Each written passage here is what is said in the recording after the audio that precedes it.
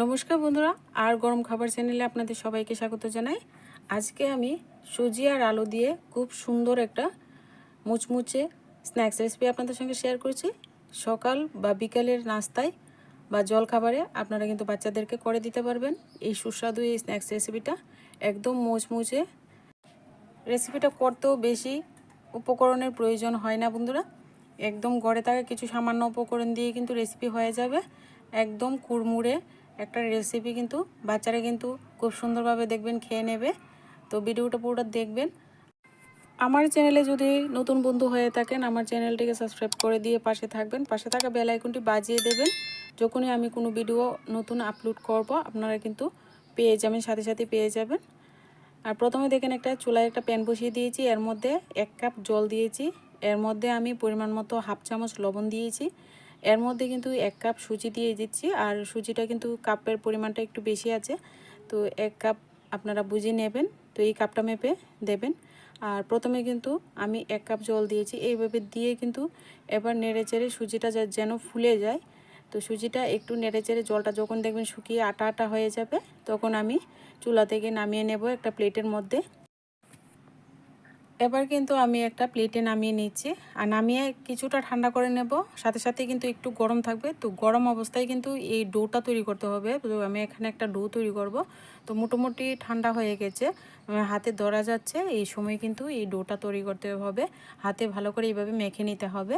প্রথমে সুজিটাকে ভালো করে মেখে নিয়েছি কিছুক্ষণ। মেখে নেওয়ার পর এখানে আমি দুটো আলু সিদ্ধ করে আগে থেকেই ভালো করে সিদ্ধ করে খোসা ছাড়িয়ে একটু হাত দিয়ে ম্যাশ করে নিয়েছি। এবার এখানে 1 চামচ জিরা দিয়ে দিলাম, আর দিয়ে দিচ্ছি চাট মশলা। চাট মশলা না থাকলে এখানে আমচুর পাউডার ব্যবহার করতে পারবেন। দিয়ে দিচ্ছি 1 চামচ চিলি ফ্লেক্স, আর দিয়ে দিলাম কাঁচা লঙ্কা। ঝালের পরিমাণটা আপনারা বুঝে দেবেন, কিন্তু এই রেসিপিটা একটু ঝাল ঝাল হলে ভালো লাগে। আমি দিয়ে দিলাম 1 মুঠো কুচনো ধনেপাতা, দিয়ে দিচ্ছি একটু কালারের জন্য হলুদ গুঁড়োটা আবার না দিলেও চলবে, কিন্তু আমি একটু কালার আসার জন্য দিয়েছি, এতে করে সুন্দর কালার আসবে। এবার কিন্তু আমি হাত দিয়ে ভালো করে সমস্ত উপকরণ এইভাবে আস্তে আস্তে করে প্রথমে মিশিয়ে নিয়ে ভালো করে একটা ডোয়ে পরিণত করব।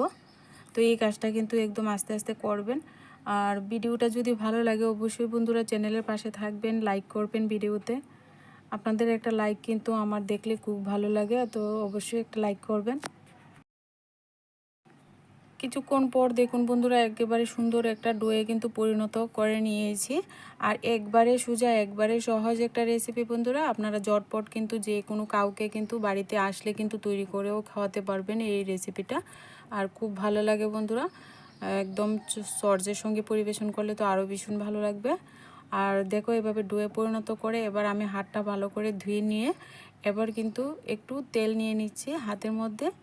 এবার তেল লাগিয়ে আমি অল্প অল্প করে একটু নিয়ে নেব হাতের মধ্যে, নিয়ে কিন্তু আমি স্ন্যাক্সটা তৈরি করব। তো হাতের মধ্যে এইভাবে একটু তেল লাগিয়ে নেবেন, এতে করে হাতে আর চিপকাবে না। এবার এই হাতের মধ্যে নিয়ে এইভাবে কিন্তু একটা রোলে এভাবে হাত দিয়ে করলেই দেখবেন একটা গোল আকারে হয়ে যাবে, একদম লম্বাটে একটা শেপ হয়ে যাবে। তো আপনারা কিন্তু যে কোনোভাবে করে নিতে পারবেন, আবার গোল গোল করেও কিন্তু করা যায়, যে কোনোভাবে কিন্তু রেসিপিটা করে খেতে পারবেন। তো এরকমভাবে আমি কিন্তু লম্বা লম্বা স্টিক আকারে করে নিচ্ছি।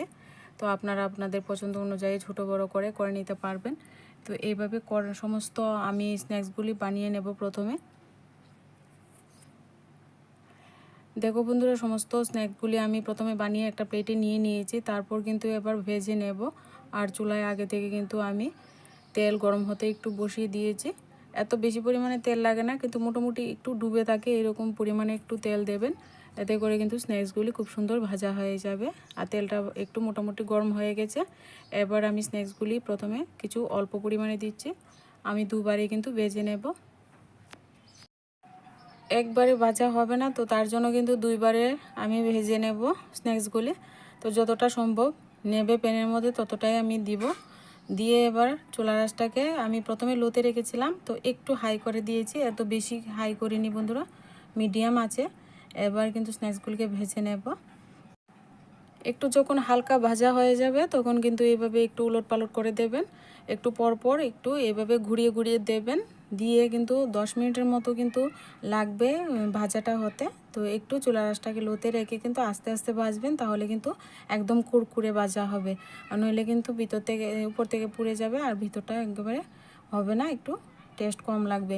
তো এইভাবে কিন্তু লালচে কালার করে ভেজে এবার তুলে নেব। আমার ভাজা হয়ে গেছে, তো তেলটা ভালো করে ঝরিয়ে নিচ্ছি, ঝরিয়ে এবার কিন্তু স্ন্যাক্স রেসিপিটা রেডি হয়ে গেছে।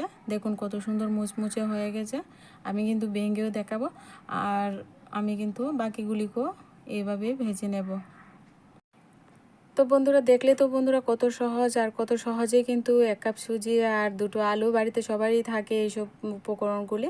তো একদম খুব সুন্দরভাবে সহজভাবে কিন্তু বাচ্চাদেরকে করে দেবেন, আপনারাও খাবেন, খেয়ে দেখবেন কেমন লাগে। ভালো লাগলে অবশ্যই লাইক কমেন্ট শেয়ার, বন্ধুরা চ্যানেলটিকে সাবস্ক্রাইব করতে ভুলবেন না। রেডি হয়ে গেছে আমার স্ন্যাক্স রেসিপি। বন্ধুরা সুজি আলু স্ন্যাক্স রেসিপিটা অবশ্যই বাড়িতে তৈরি করে খাবেন। আজকে ভিডিওটা এ পর্যন্তই, দেখা হচ্ছে নেক্সট ভিডিওতে। ভালো থাকবেন, সুস্থ থাকবেন।